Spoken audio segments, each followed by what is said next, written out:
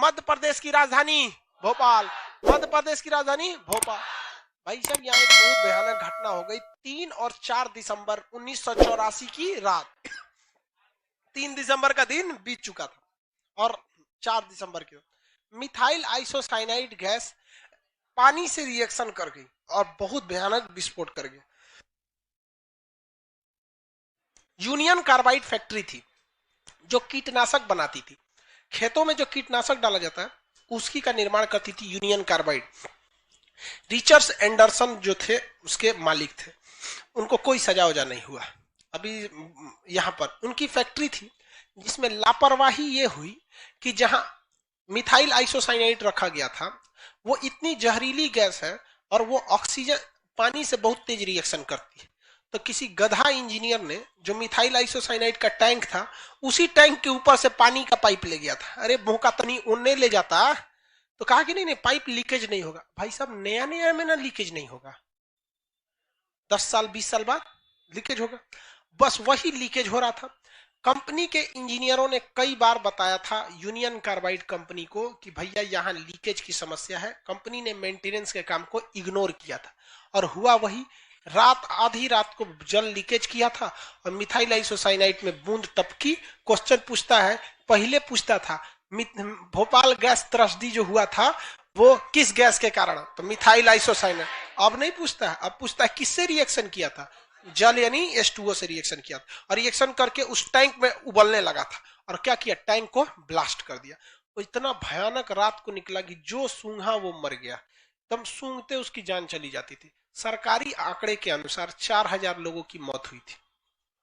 सरकारी आंकड़ा कभी भी 10 गुना कम बताया जाता है, कभी भी। हमारे सामने एक बार गोरखपुर में कृषक एक्सप्रेस ट्रेन लड़ गई थी, कितना तो लाश हम गिने, उस अगले दिन न्यूज़पेपर में आ रहा है 3 लोगों की मृत्यु हो गई।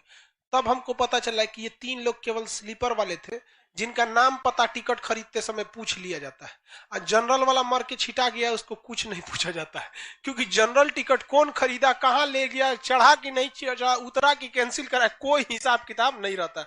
अपने चढ़ा के अपने जगह मौसा जी को भेज दिया, कोई हिसाब किताब नहीं। तो हिसाब किसका किया था सर, स्लीपर वाले को, और बाकी भेज दिया था 2-3 आदमी मर गया।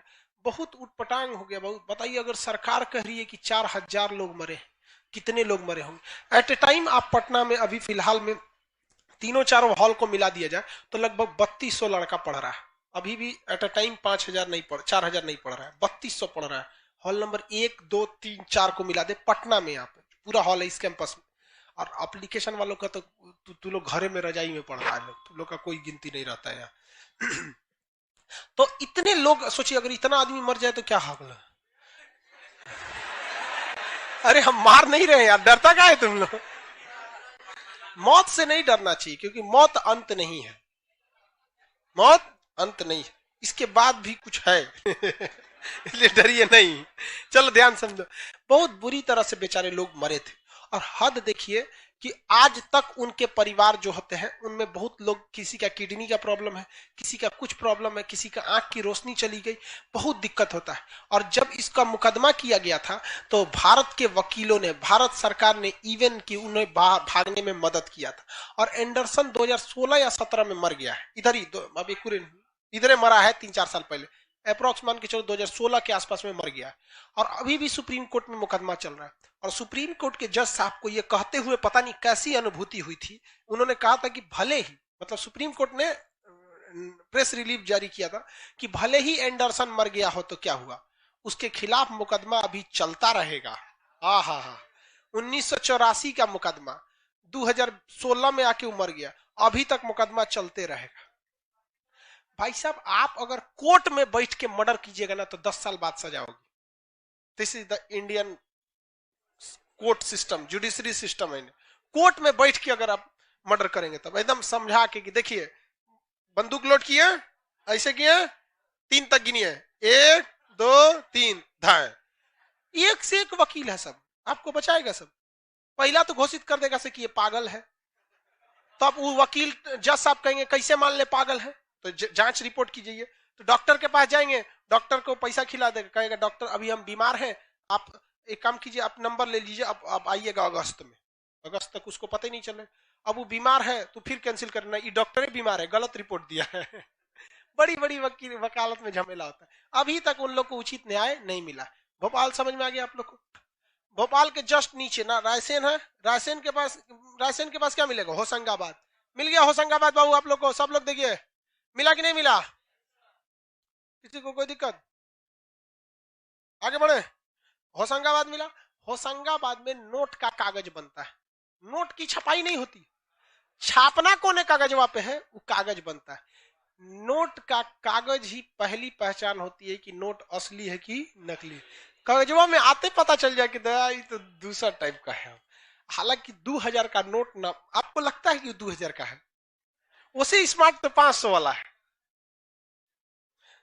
2000 का नोट में अजीब टाइप का। पहले 1000 का नोट लगता था कि 1000 है, अरे चौकी बराबर था। तो चौड़ा था, जबरदस्त चौड़ा था वहां पे। किसी को कोई दिक्कत? होशंगाबाद किस लिए फेमस है? कागज बनता है। भोपाल में एक बहुत बड़ा स्तूप है, कोई बता सकते हैं कौन सा स्तूप? सांची का। देखिए वहां सांची लिखा है, पढ़िए, देखिए वहां सांची है। भोपाल के जस्ट सट के होगा, कौन जगह है? सांची। सांची का स्तूप, दुनिया का सबसे बड़ा स्तूप कौन सा है भैया? सांची। ये बहुत बड़ा क्या है? स्तूप है। स्तूप बौद्ध धर्म का होता है, उल्टा कटोरा टाइप का। मिल गया आपको? होशंगाबाद किस लिए?